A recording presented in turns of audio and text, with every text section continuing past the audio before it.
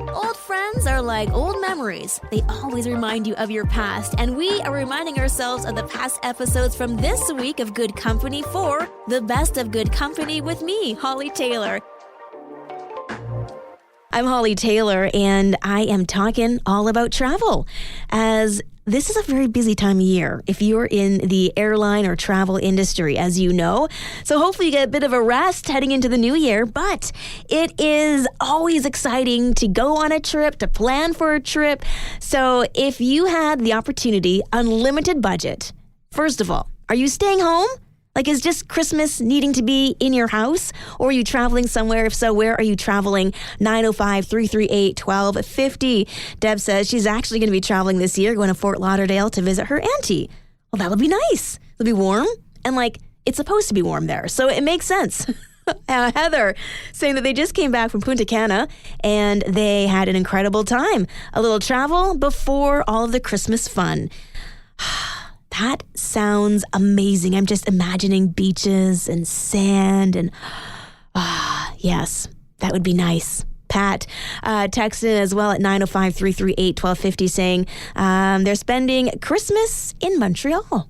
So that'll be nice and probably get some snow there.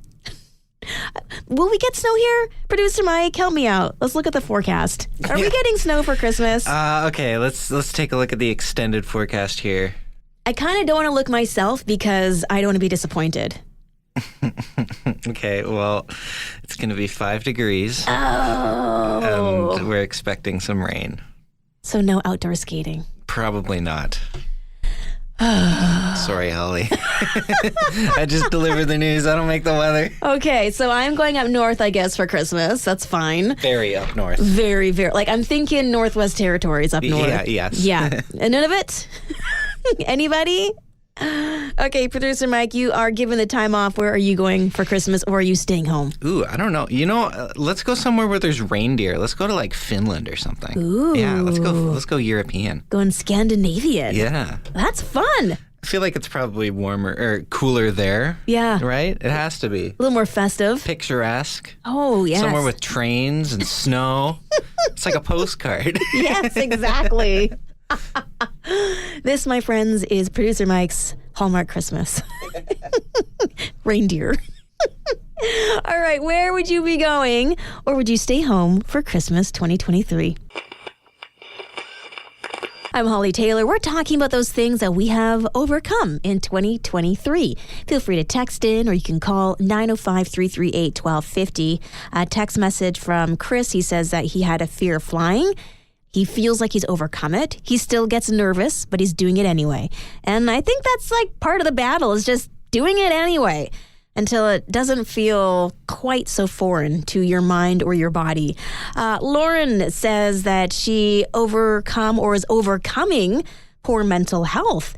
It's a journey, she says, but I'm making progress. And again, not quitting, just keeping on, as they say.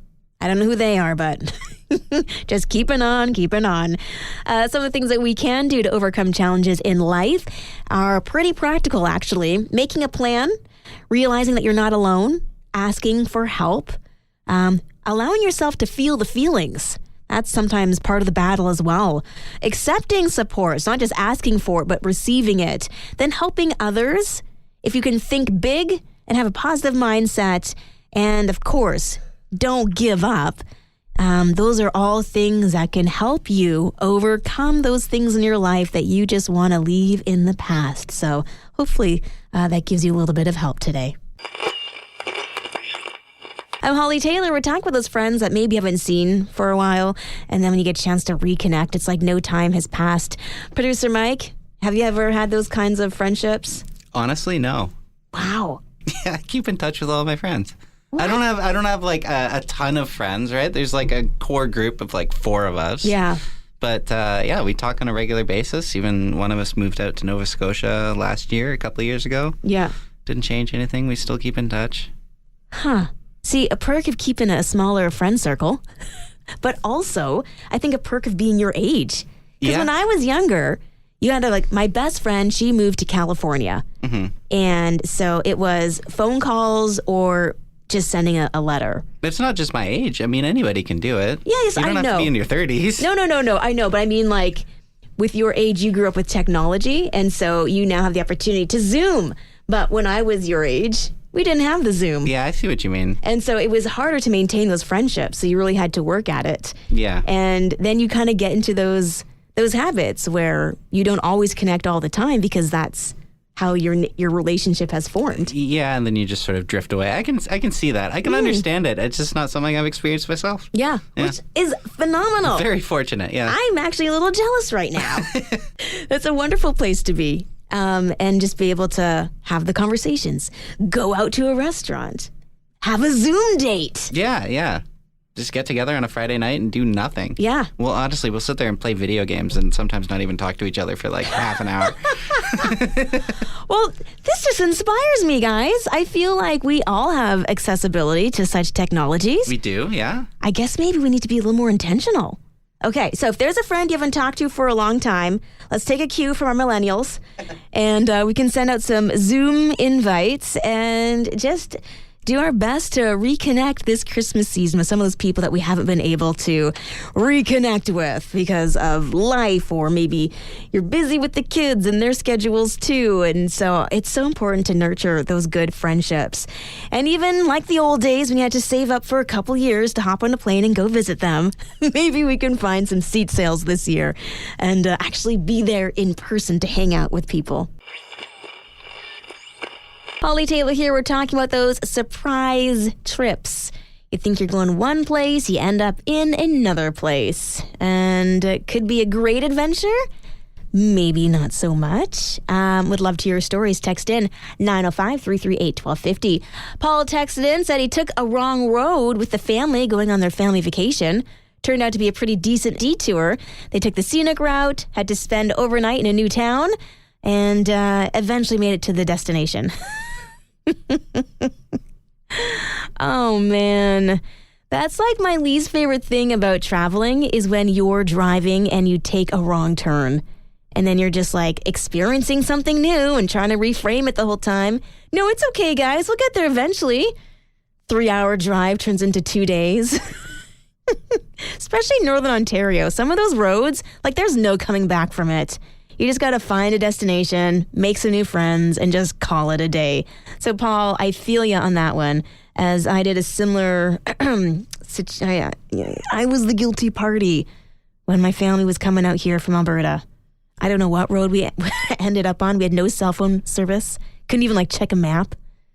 But we made it, and it was an adventure. Thank goodness the family was sleeping for most of that. My kids, are we there yet? Nope. And we don't even know where there is. Hey, thank you so much for joining us on Good Company, whether you are listening to us online at joyradio.ca, through our app, it's called My Joy Radio, or the radio, AM 1250 on the dial. I truly do love hanging out with you. I think I say it every day, but I do count it a blessing just to be here and to read your texts. Sometimes I miss them. Wayne, I see you. I see all your messages. So I just want to give you a shout out today. Thank you very much for all the conversations that you have engaged with. And for the rest of you, don't worry. We see you too. I just don't always respond. So I'm going to do better. That's one of my resolutions, to do better at responding at text messages. Okay. Now, this is something that also sucks up my time, but for a great reason. I'm a scroller on Instagram. I feel like that's like, I need a support group. Hi, I'm Holly and I scroll. Producer Mike is laughing because he's a recipient of a lot of the things that I scroll. Hi, Holly. All right. Well, have you seen MD Motivator and his feed? No, I don't think I've come across that one. Okay, don't worry. I'll start sending you those ones. Great, okay. Yeah, he's so not excited. But you should be, because I think I've talked about him before, but he wanted to be a doctor, got super depressed, dropped out of university, and a part of his healing process was to go out and do kind acts. Now massive corporations have teamed up with him so that he can go around and bless people. Like, that's his job. He just goes around, finds people who are going to be kind. He records it. And so in this particular, it's about 1 minute long story that he's sharing on Instagram, he goes up to an elderly couple and says, hey, do you guys have $2 or maybe like $2.50? I forgot my wallet and I just need to buy bread for my son and for our family. And so without hesitating, they're like, absolutely, here's some money. So he says, thank you. And then he says, but I'm going to give this back to you. And the looks on their faces are like totally shocked. They're like, what is this person doing? I could imagine like if it was producer Mike, he'd be like, but you just asked for the money. Well, give it back then. What are you doing? Take the money. And he's like, actually, I want to give you something. And so he gave them a little card. And the guy was like so excited. He thought it was hockey cards, which was super adorable. But it was actually a $500 gift card for them to go grocery shopping. And the first thing they said after they regained composure was, thank you so much. We're going to give this to our granddaughter. And clearly, we know seniors aren't making a whole ton of money. But they knew that she had had a really rough year. And a lot of people are going through a really rough time. And so as soon as they said, we're giving it to our granddaughter, she really needs the help, MD Motivator gave them another box to open, $2,500.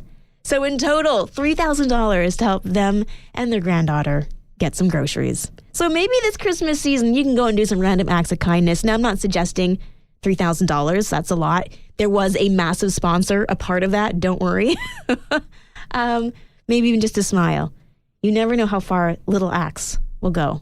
So that's just my encouragement for you today.